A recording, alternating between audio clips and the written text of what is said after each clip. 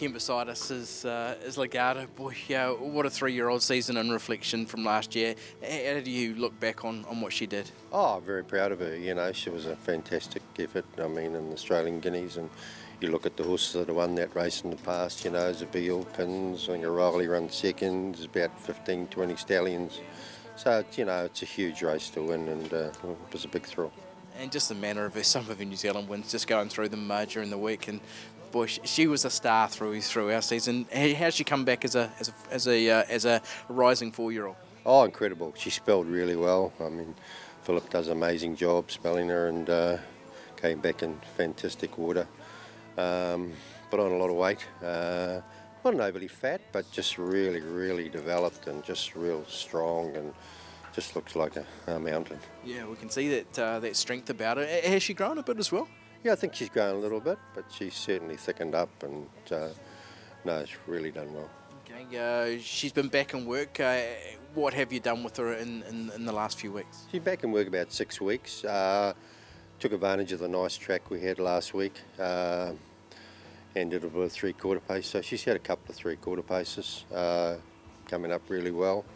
Took advantage of the decent track, as I said, because we can go a couple of weeks or more here, and get not much to work on. So while we had that good period of weather, she did a little bit of fast work and 3/4 pace, and really, really happy with her. How's she enjoying being back here in work and at the stables? Yeah, I think she likes being in work. She's a great eater, great doer. Does really well. She enjoys being in work. And obviously the preparation, I'm guessing you're going through the planning stage at this point. How's that all coming together? Yeah, we've got a lot of options. I mean, got an option of even kicking off maybe in the Tarzino. We got options in Melbourne after that. If the weather didn't come right here, we've got an option of bypassing that. The track turned out heavy and then going straight to Melbourne. But there's just so many options through the spring in Melbourne. Of course, there's the attraction of the Golden Eagle as well in Sydney. But we're not going to make any hard and fast plans at this stage. We're going to take a couple of races at a time. So she'll either kick off in the Tarzino or go to Melbourne and run maybe in the Legarto or something like that a week later if we don't get the decent track at Hastings.